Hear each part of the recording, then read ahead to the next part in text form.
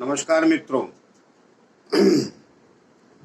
तो आइए, हमारी आपकी पीछे से चर्चा तो चल ही रही है केंद्र त्रिकोण राजयोग की। तो मिथुन लगन तक हम यात्रा कराए हैं, आज बारी है कर्क लगन की। तो कर्क लगन में केंद्र में बैठे प्लेनेट और त्रिकोण से उनका संबंध हो जाए, केंद्र और त्रिकोण का, तो वो काफी अच्छा राजयोग देते हैं, मनुष्य को काफी तरक्की देते हैं अपने दशा अंतर दशा में। और दशा तो लंबी होती है, अंतर दशाएं 2.5-3 साल की आती है, लेकिन उसमें भी ऊंचाइयां देते हैं। तो केंद्र त्रिकोण का राजयोग बहुत सारी कुंडलियों में मिल जाता है, समानता पाया जाता है। तो मिथुन लगन तक हमारी आपकी यात्रा हो चुकी है। तो आइए आज बात करते हैं कर्क लगन। हाँ, उसके पहले एक छोटी सी रिक्वेस्ट है कि जिन लोगों ने हमारा चैनल सब्सक्राइब नहीं किया है, कृपया कर लें ताकि हमें बल मिले। और लाइक करना और शेयर करना तो आपके श्रद्धा के ऊपर। तो आइए, जिनको ज्योतिष शास्त्र में इंटरेस्ट है तो वो लाइक कर, वो सब्सक्राइब कर भी लेंगे। तो आइए बात करते हैं आज कर्क लगन की। तो देखिए, ये मैंने आज सिर्फ एक केंद्र लिखे और ये 2 त्रिकोण लिखे। तो ये केंद्र है, यहां मैंने लिखी है कर्क राशि। तो कर्क राशि का ही बता रहे हैं, अर्थात कर्क राशि मतलब 4 नंबर लिखा तो कर्क लगन हुआ आपका।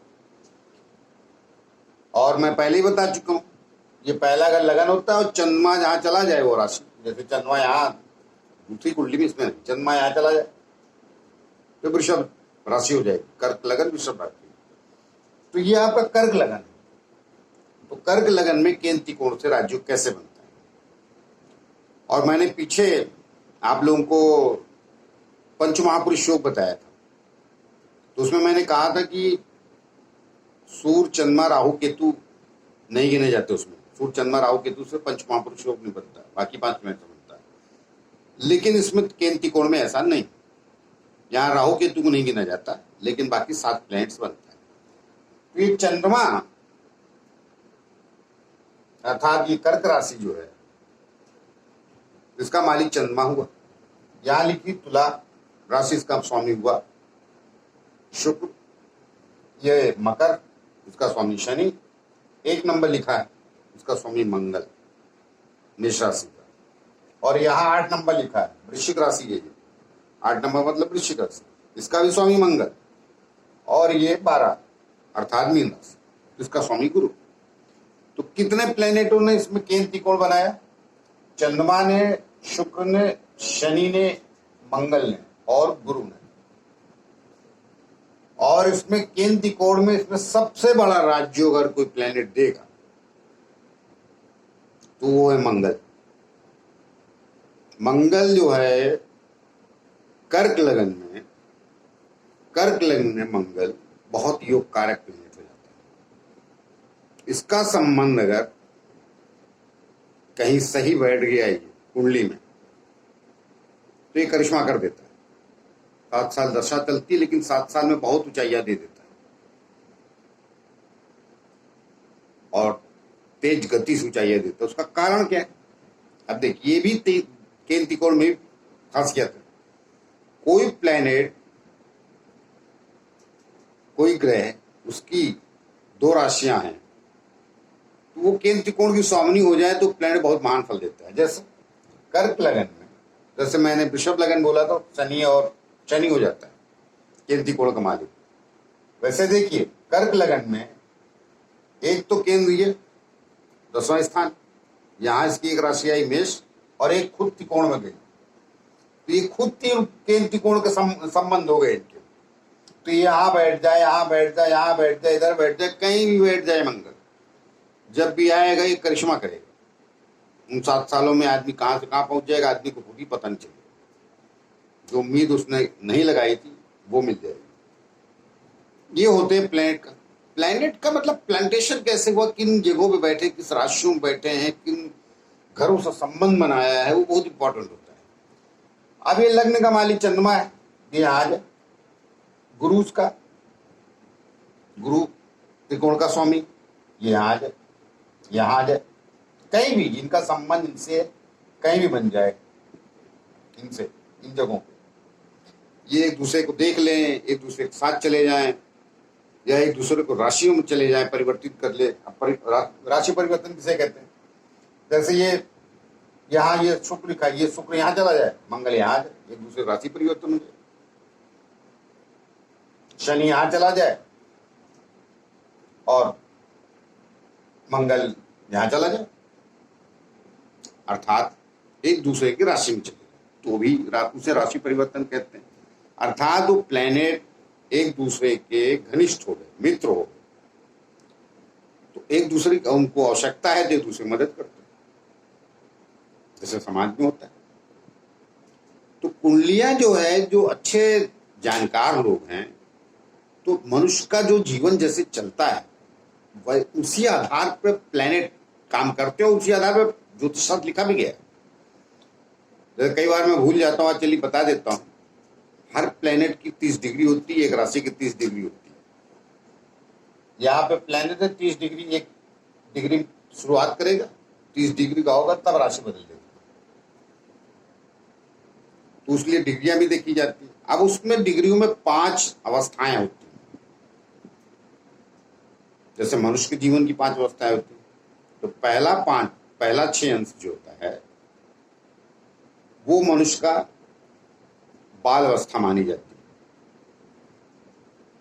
6 से 12 तक कुमार अवस्था प्लेनेट की, और 6 से 18 तक युवावस्था उस ग्रह की मानी जाती है, और 18 से 24 तक वृद्ध अवस्था, और 24 के बाद जब प्लेनेट डिग्री 24 के ऊपर डिग्री चली जाती है, 24 से 30 की भी, तो मृत्यु अवस्था होती है प्लेनेट की, तो उतना एक्टिव होकर काम नहीं करता, इसलिए डिग्रियां देखी जाती है प्लेनेट की। यही मनुष्य की अवस्था है। जैसे मनुष्य युवा अवस्था में करिश्मा करता है, तो अब ये प्लेनेट के साथ यहाँ नहीं, बुढ़ापे में भी अगर आपकी दशा है तो प्लेनेट आपका युवा है, वो आपको जवान लोगों से ज्यादा तरक्की, प्रोग्रेस न जाने क्या क्या दे देगा। लेकिन देखा मनुष्य का जीवन जैसे जाता है वैसे ही एक अच्छा दूरसंचार प्लेनेट को, ग्रहों को, नक्षत्रों को तालमेल बैठा के देखता है। तो आज हमारी बात आपसे चल रही है कर्क लगन वालों में केंद्र त्रिकोण का। तो ये 4 स्थान केंद्र के हैं, और ये 5 और ये 9। यहाँ 8 और 12 लिखा तो आप कंफ्यूज मत होइए, यहाँ से घर की नहीं है, ये तो राशियां होगी। तो कर्क लगन में 5वें स्थान का मालिक मंगल और 9वें स्थान का स्वामी गुरु हो जाता है, क्योंकि ये वृश्चिक राशि, मीन राशि। तो ये जब आपस में दूसरे संबंध बना लेते हैं तो करिश्मा होता है। कारण ये केंद्र स्थान जो होते हैं वो विष्णु स्थान बोला जाता है, और ये जो त्रिकोण स्थान है 5 और 9, इसे लक्ष्मी स्थान बोलते हैं। तो 2 प्लैनेटों का संबंध मतलब विष्णु लक्ष्मी का संगम, तो फिर धन भी मिलता है, सम्मान भी मिलता है, मनुष्य का कारोबार भी चलता है, क्योंकि भगवान विष्णु को कारोबार मिला है, पालन करता है, और माता लक्ष्मी को आप जानते हैं धन वैभव देने को। तो ये जब मिल जाते हैं तो ये करिश्मा करते हैं। अब कई बार क्या होता है, वो भी बताता चलता हूँ, नहीं कई बार लोग सोचते हैं हमारे तो 6ठे 7वें चले गए, उनका भी बोल देता हूँ। तो कई बार इनका संबंध हो जाता है, जैसे मंगल और गुरु हो गया, मान लीजिए यहाँ चले गए, यहाँ चले गए, हम मंगल या शुक्र हो गया, तीसरा चला गया, छठा चला गया, 8वां चला गया, 12वां चला गया, दूसरे और 11वें भी जाएंगे तो बेहतर परिणाम मिलेगा। इनका संबंध होना चाहिए, ये केंद्र और इनका, ये अगर बैठ के 11वें दूसरे तो भी अच्छा है, मगर ये 4 स्थान ठीक नहीं, 3, 6, 8, 12 ये यहां जाएंगे तो संघर्ष बढ़ा देते हैं। संघर्ष मतलब देंगे मगर काफी कठिनाई के बाद मिलता है।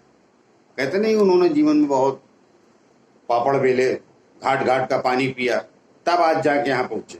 ये घाट घाट का पानी पिलाता है, राज्यों तो लेके बैठा, लेकिन वो गड्ढे में चला गया, वो गलत स्थान पे चला गया, दिशा विहीन हो जाता है जिसको कहते हैं ना। तो तो दिशा विहीन हो गया तो गलत दिशा में चला गया, तुझे पता चला कि नहीं जाना तो उधर था, तो तू लौट के आने में समझ, तो वैसा मान लीजिए। लेकिन अगर इनमें ही बैठ जाए, त्रिकोण में, इसमें केंद्र में, या यहाँ, तो मतलब 4 स्थान छोड़ दिए, बाकी 8 स्थानों पे कहीं भी बैठे, एक दूसरे की दृष्टि देख ले, एक दूसरे के साथ चले जाएं, तो अपनी दशा अंतर दशा में मनुष्य को चाहिए दे देते हैं और काफी तरक्की देते हैं। तो आइए, जहां तक मुझे समझ में आया मैं अपनी बात समझाने में सफल रहा हूँ आप सबको। तो आइए मिलते हैं आगे किसी और लग्न के बारे में, किसी और विषय के बारे में। हाँ, मैं अंत में चलते चलते फिर एक बार दोहरा देता हूँ, जिन लोगों ने हमारा चैनल सब्सक्राइब नहीं किया है कृपया कर लें। लाइक करना, श्रद्धा करना वो आपकी, लाइक करना और शेयर करना वो आपकी श्रद्धा के ऊपर, वो हमसे आप जितना प्रेम करते होंगे तो हमें बढ़ाएं, उसे हमें बल मिलता है। मनुष्य के कर्मों का अच्छा फल मिलता रहता है तो बल वही होता है। आप भी, देखने वाले भी इस सत्य को जानते हैं, इसमें बहुत ज्ञान की आवश्यकता तो है। तो आइए मिलते हैं अगले किसी नए विषय को लेकर। नमस्कार।